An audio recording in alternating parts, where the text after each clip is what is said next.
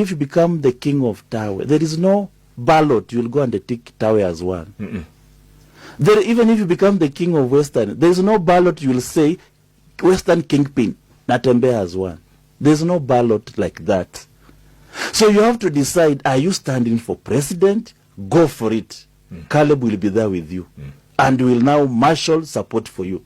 You cannot be a governor. You are in Kakamega. You are saying Tawe. Ladies and gentlemen, the politics of the Republic of Kenya are currently taking a new dimension due to the current circumstances that are surrounding the opposition. There's a certain developing story that has currently caught my attention.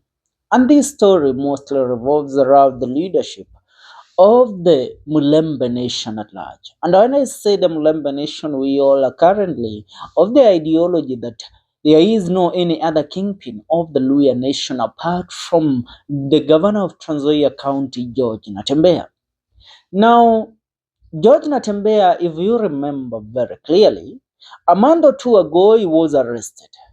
And he was arrested on the claims of being involved in scandalous corruption deals. And after the arrest of George Natembeya, he was detained for 1 or 2 days, then released. And after his release, Natembeya decided to kickstart his Western region tour, where he himself declared himself, and even the people hailed and welcomed him as their new kingpin. But one factor remained out of the picture. George Natembeya serves as the deputy party leader of the DAP-K party, which is the party led by one of the opposition chiefs, Eugene Wamalwa. Now, in George Natembeya's tour, the Western tour, Eugene Wamalwa was missing. Are we together? And a lot of questions were asked. Why is Eugene Wamalwa and George Natembeya not walking on the same path? I mean, what is happening to the Mulembe nation? The Tawe movement, which has been led by George Natembeya, has been a movement that is meant to bring unity and unify the people of the Mulembe nation. But that is not the case. Because if Eugene Wamalwa cannot stand beside George Natembeya in his political tours in the western part of Kenya, that means there is a division in this function. Tuko pamoja. Apart from that, there is the return of the former Interior Cabinet Secretary, Fred Matiang'i, who returned a few days ago into the country. And the return of Fred Matiang'i has brought up a lot of questions on this matter. Now, the question that more people have asked themselves in regards to the return of Fred Matiang'i, now where is the alliance of Fred Matiang'i? Matiang'i on this July, which is the 7th month of the year 2025, is meant to visit Meru County. He is meant to start his Meru County tour from the 11th of July to the 12th of July.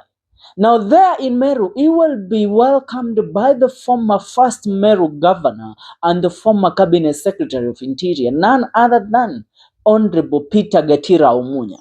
Remember, a few days ago, Rigathi Gachagua and William Ruto collided in Meru County, where Rigathi Gachagua received a humongous reception from Meru County.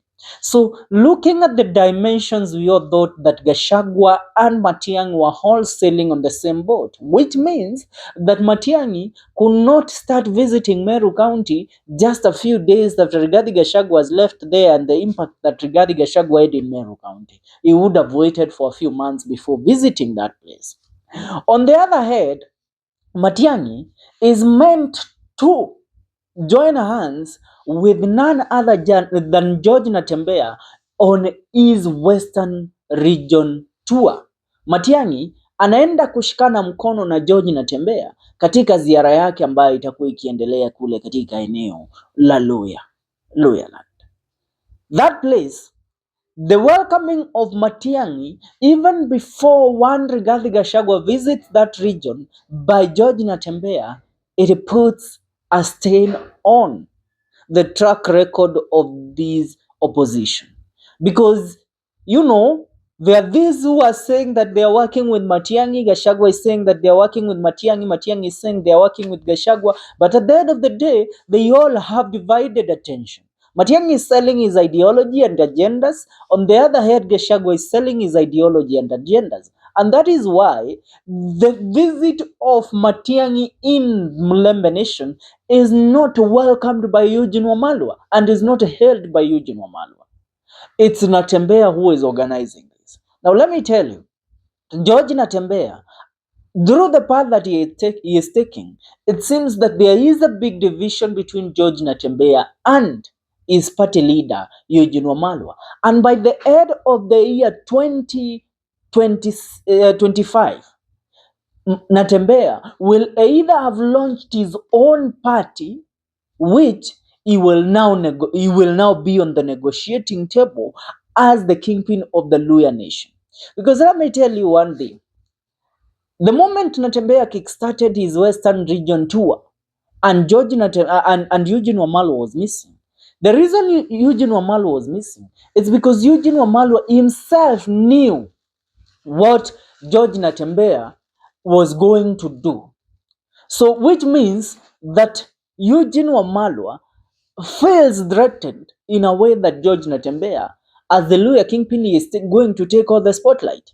And I mean, we all can agree right now, there is nobody in terms of the politics of the Mulembe nation that can be compared close to George Natembeya's influence right now in the western part of Kenya.